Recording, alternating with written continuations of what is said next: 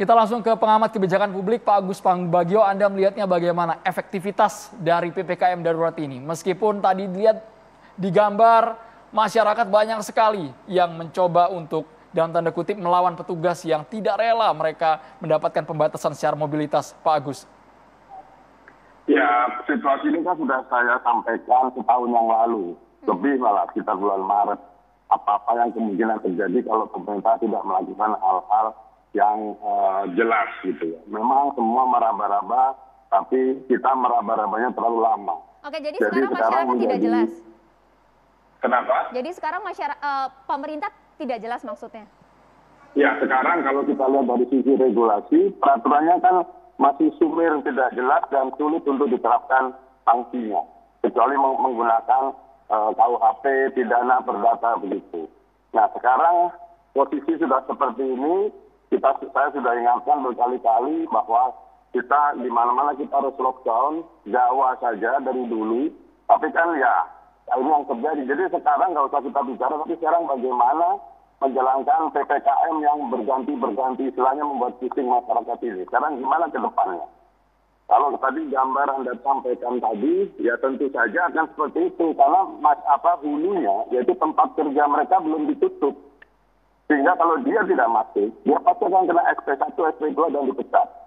Artinya apa? Sekarang pemerintah daerah, pemerintah pusat harus dengan keras menutup semua industri yang bukan esensial. Ini sudah kedua kali terjadi. Pertama waktu PSBB dulu. Sama. Masa ada pabrik baut boleh beroperasi? Itu kan nggak betul.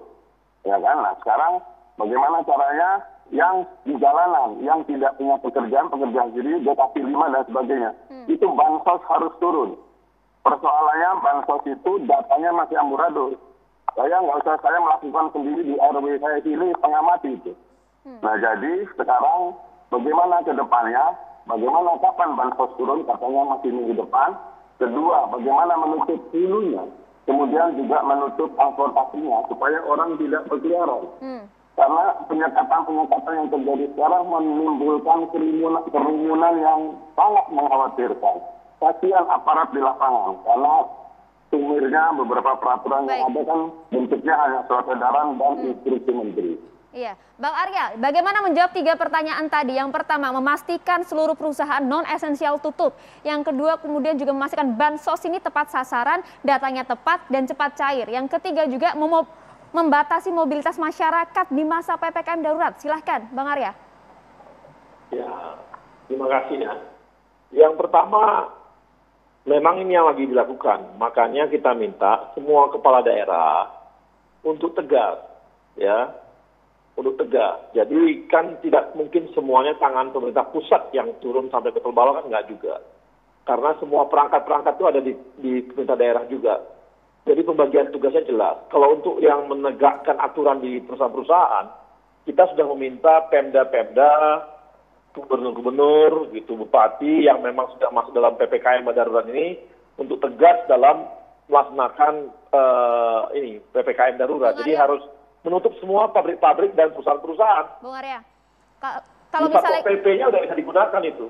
Kalau misalnya kita dengarkan tadi pernyataan dari Pak Anies Baswedan ya, permasalahannya bukan kemudian bagaimana bisa memastikan setiap perusahaan itu tutup. Karena kalau razia pasti akan dilakukan, sidak pasti akan dilakukan, tapi jumlahnya kan cukup banyak. Operasi sidak razia itu kan kemudian tidak bisa menyasar seluruh perusahaan, ratusan perusahaan yang ada di DKI Jakarta. Belum lagi wilayah-wilayah lainnya yang bahkan lebih besar begitu. Ya, nggak boleh kepala daerah mengatakan nggak mampu. Kalau itu kan dia mengatakan dia nggak mampu. Nggak boleh, dia harus mampu. Dan langsung aja ancam bahwa izinnya akan dicabut kalau langsung ketahuan bahwa dia tidak melakukan penegakan melanggar hukum, langsung cabut izinnya aja. Itu pasti membuat efek jerah bagi perusahaan lain. Diambil aja berapa sampel, diambil 20 perusahaannya, diambil, pasti yang lain pasti tutup, nggak akan berani. Jadi nggak boleh kepala daerah mengatakan bahwa dia nggak mampu. Atau kebanyakan perusahaan daerah, itu kan artinya dia nyerah. Nggak boleh nyerah gitu loh. Jadi dia harus kerahkan Satpol PP-nya semua gitu. Tapi pertanyaannya sokongan dari pemerintah pusat seperti apa? Karena kesannya jangan sampai ini kucing-kucingan. Tidak disidak mereka beroperasi, ketika disidak mereka hilang. Kan ada perangkat pusat juga, seperti kepolisian kan bisa dampingi mereka. Jadi kan Satpol PP kan bisa berdampingan sama kepolisian. Inilah dukungan dari pemerintah pusat gitu. Karena yang mengetahui izin-izin semua itu kan, apalagi udah otonomi daerah gitu ya. Yang tahu kan semua pemerintah daerah gitu. Pemerintah pusat tuh nggak tahu data. Di mana perusahaan kan semua izinnya ada di daerah. Jadi harus tegas. Nggak boleh mengatakan nggak mampu, harus mampu. Bang Arya, ini kan kompleks, bukan hanya mereka yang diizinkan beroperasional, tapi juga ini kan masalah bagaimana menggaji karyawan, nasib hidup karyawan, bagaimana untuk terus berlangsung di tengah PPKM darurat yang sangat ketat ini. Ya, ini resiko yang harus kita ambil sama-sama. Kita kan mau selamat Indonesia ini, ya harus diambil sama-sama. Resiko bersama-sama. Jadi pemerintah ambil resiko juga, kita juga ambil resiko. Jadi semua pelaku-pelaku bisnis juga mau nggak mau ambil resiko. Ya. Ini harus kita jalankan sama-sama kalau kita mau selamat. Bang Arya. Kalau kita nggak mau selamat nggak bisa. Gitu. Iya. Terus kemudian pertanyaannya sesuai judul kita. Kalau memang masyarakat disuruh di rumah saja, para pengusaha disuruh di rumah saja, terus siapa yang akan kasih makan, Bang Arya? Ini kan sudah ada programnya, bansos sudah ada. Bansos tunai ini kan dalam waktu dekat sudah diturunkan oleh pemerintah pusat. Kemudian prakerja pun dijalankan lagi oleh pemerintah pusat. Kemudian diskon listrik pun sudah dilakukan oleh pemerintah pusat. BLT dana desa pun sudah dilakukan oleh pemerintah pusat. Jadi sembako pun itu mencakup 18,8 juta KPM, itu juga disiapkan oleh pemerintah pusat. Sudah disiapkan oleh pemerintah pusat. Kemudian PKH pun sudah disiapkan oleh pemerintah pusat. Jadi bisa dikatakan ini adalah sekarang pelaksananya seperti kata Mas Agus Pambagio tadi, ini minggu depan sudah jalan gitu. Dan kita harap selama beberapa bulan yang kemarin, teman-teman dari Kemensos sudah punya data yang valid ya. Kan mereka kan udah kerja keras juga melakukan pembersihan data. Kan kemarin Ibu Risma juga sudah melakukan pembersihan data terhadap data-data yang ada gitu. Ya, mekanisme pencairannya sudah dipikirkan, Bang Arya. Mengenai per RT dapat berapa nominalnya per kepala keluarga, apakah sudah dikalkulasikan secara matang semua itu? Sudah. Boleh disebutkan, Bang Arya? Bansos misalnya, 3.000 per bulan diberikan. BLT desa pun begitu. Kemudian juga untuk prakerja juga begitu. Dia targetnya 2,8 juta peserta yang nanti naik ke 5,6 juta peserta. Itu sudah dilakukan gitu. Jadi angka-angka itu sudah dihitung sama kita lah gitu. Oke. Kan kemarin kita pernah melakukan ini juga gitu. Pak Musni, kalau dilihat tadi sudah dijabarkan minggu depan rencananya bansos dari pemerintah akan turun. Sudah cukupkah hal ini? Targetnya juga sudah tepatkah? Pertama saya ingin apa yang disampaikan Pak Dedi tadi itu, ini bukan politisasi Pak. Di media dengan jelas dikemukakan itu total 46 TKA Cina tiba di Makassar 20 orang belum berizin kerja. Jadi saya ingin mengatakan itu bukan politisasi tapi fakta dan itu kita harus perbaiki Pak. Ya, itu yang saya setuju Pak, tapi nggak ada urusannya sama COVID Pak. Kita bicara COVID. Yang bawa COVID di Indonesia itu siapa? Kan luar Pak. Wah, nanti dulu dong. Iya. Itu datanya dari mana? Dari apa? Dari mana? Yang pertama mengalami COVID luar itu siapa? Yang pertama itu di Wuhan. Dari luar negeri kan? Wuhan, termasuk kemudian orang merembet kita ke Indonesia. Kan? Lah, ya, kalau soal Wuhan Pak, seluruh dunia Bapak boleh salahkan. Betul, itulah. Bahkan penelitian terakhir itu sudah ditemukan sebelum di Wuhan itu di Amerika. Sudah ditemukan di Eropa. Oleh karena itu kita... Jadi nggak usah debat lah. Saya cuma minta kita bicara kemanusiaan deh. Ya, siapa yang tidak bicara kemanusiaan Pak? Itu tadi. Kita bicara kemanusiaan ini justru untuk melindungi bangsa Indonesia. Ya, kan rakyat dicegat, tidak boleh kemana-mana di rumah. Mengapa orang asing datang ke sini? Tapi itu kalau yang sudah ditindak Pak Musni, sudah ditindak itu, oleh pemerintah makanya kita ketika dia tidak berizin. sampaikan ini untuk menjadi perhatian kita bersama, untuk kebaikan kita bersama. Yang kedua saya ingin menyampaikan seperti yang saya katakan tadi, ketiga, menaklukkan dampak PPKM darurat. Dan itulah yang disampaikan oleh pembicara Pak Bagio, kemudian Pak Arya. Inilah tantangan yang kita hadapi. Kita suruh rakyat tinggal di rumah, oke. Dan oleh karena itu malam ini kita minta supaya bansos itu segera diturunkan. Karena rakyat bawah itu kalau satu hari tidak kerja, dia nggak bisa makan, Pak. Dampak itu semua kalau orang nggak bisa makan, biasa ngamuk orang. Keluarganya runtuh, kemudian bisa terjadi penjarahan di mana-mana, bisa hal-hal yang kita tidak ingin terjadi. Dan ini kita nggak mau. Nominal kan jelas tadi Pak Musni, 300.000 per kepala keluarga. Nah itulah yang kita sampaikan ini. Jangan sampai hanya disampaikan dalam pernyataan, tapi tidak segera turun, Pak. Minggu Agar depan. rakyat itu tenang, Pak. Pak Tenang. Gusni, pertanyaannya kemudian tadi bansos dari 300.000 masyarakat itu kan kemudian sudah ada bagian-bagian, sudah ada Betul. kelompok-kelompoknya, masyarakat miskin yang kemudian tidak mampu. Nah, bagaimana pertanyaannya kemudian bagaimana dengan masyarakat rentan yang kita lihat datanya ratusan ribu yang udah di PHK, yang sebenarnya mereka tidak masuk dalam daftar bansos itu? Nah, inilah tantangan yang kita hadapi.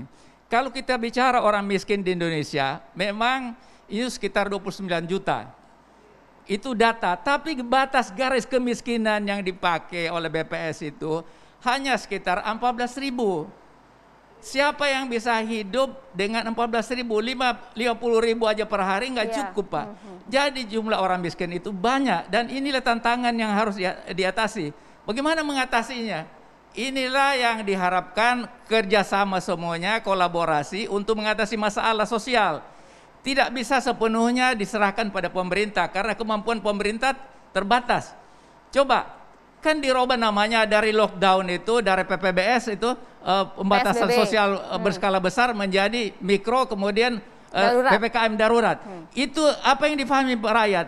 Karena keterbatasan pemerintah tidak bisa memberi jaminan kehidupan pada rakyat itu sendiri, maka diberlakukan yang seperti ini. Ini tantangan yang kita harus hadapi. Bagaimana caranya? Adalah mengerahkan seluruh potensi negeri ini. Ya misalnya yang lagi ribut sekarang ini, Wapres. Mengapa tidak digunakan? Beliau punya potensi, mempunyai pendukung yang banyak. Kalau beliau ngomong, diberi kepercayaan, pasti dia bicara pada masyarakat, dan itu diperlukan, Pak. Dalam suasana yang seperti sekarang ini, tidak bisa kita tidak memberi kepercayaan sama Wapres. Berarti kembali lagi ke trust masyarakat tadi. Teras ini untuk membangun trust Pak Agus agar Pambagio. kita bisa selamat. Baik, Itu. Pak Agus Pambagio, kan ini juga butuh kejelasan. Meskipun istilahnya terus berganti, yang terakhir PPKM darurat, tapi masyarakat juga membutuhkan yang namanya bansos dengan nominal yang tadi sudah disebutkan oleh Bang Arya Sinulinga. Pak Agus, sudah tepatkah ini semua, Pak Ya. Agus? Begini, ada dua hal. Satu, bansos untuk masyarakat miskin, lalu bagaimana masyarakat yang di jalan, Ya. yang dia jualan untuk hidup, itu harus pikirkan. Yang Ya. paling utama dari yang selalu saya ingatkan sejak beberapa puluh tahun yang lalu adalah soal data. Data kita masih amburadul, saya tidak percaya katanya tadi sudah ada, belum. Kenapa? Saya mengurus sendiri, mendampingi Pak RW di tempat saya. Itu data bansos tahun 2015 yang dipakai. Padahal sudah kita verifikasi kemarin dan sudah masuk sampai Desember, dananya sesuai dengan orang miskin di wilayah RW kami. Tapi begitu Januari, datanya berubah lagi ke 2015. Nah, saya sedang mencermati ini, melihat besok seperti apa datanya. Kalau datanya masih dipakai, bukan yang real time, tapi 2015, berarti seluruh data bansos itu ngaco. Nah, ini yang perlu diwaspadai bersama, karena belum nanti ada yang dikorupsi, kan? Nah, jadi bagaimana masyarakat ini tertolong? Saya selalu katakan dulu pada awal tahun lalu, kasih saja uang 50.000 per hari, orang di Pulau Jawa, katakan berapa? 160 juta, kali 30 hari, segala macam, per bulan 30 T. 30, katakan 50 T. 2 bulan sudah 100, sudah itu saja. Pasti nanti kita bisa cari datanya yang baik untuk tracing, uji testingnya, kemudian vaksin, dan seterusnya. Karena seluruh negara yang sekarang sudah berhasil, mereka mulai dengan lockdown dengan model betul. Malaysia belum dibebaskan, tapi sebentar lagi dia bebaskan. Kalau kita karena pakai 2 kaki, jadi akan lebih parah. Nah, sekarang bagaimana menyelamatkan itu? Nah, inilah yang harus kita pikirkan. Masyarakat yang tidak bisa makan dengan menutup usaha di hulu. Tanpa itu akan tetap berkeliaran di jalan. Pak Agus, tapi kan di tengah keterpurukan kondisi perekonomian mau sampai kapan itu dana dikucurkan, Pak? Anggaran juga pasti ada batasnya. Ya, silakan ahli ekonomi berpikir, karena saya bukan ekonom, tapi itu pasti bisa. Karena kalau masa itu negara lain bisa, kita tidak bisa. Harus bisa. Dan kita harus menyelamatkan bangsa ini. Silakan para begawan ekonomi berpikir, duduk, dan bagaimana caranya mengulang data ini. Kita semua sudah all out. Defisit kita sudah kita lepas dari 3% dan seterusnya. Ya. Bung Arya, kita kemudian juga perlu mendengarkan suara-suara masyarakat. Setelah kemudian PPKM darurat ini berlangsung, kami juga kemudian menerima berbagai pertanyaan dari Twitter. Salah satunya saya bacakan, Bung. Dari @rubie, kami khawatir bukan karena COVID sebenarnya, tapi khawatir apakah kami dan anak-anak kami besok masih bisa makan atau tidak. Susahnya mencari pekerjaan dan berusaha di negeri ini. Masalahnya adalah ketegasan dan keseriusan dari pemerintah itu yang kemudian harus dijaga. Kuncinya disiplin. Kita ingin dengarkan nanti jawaban dari pemerintah, dalam hal ini adalah Bung Arya di sini, tapi usai jeda ya Bung Arya, kita hadirkan jawabannya sesaat lagi di Catatan Demokrasi.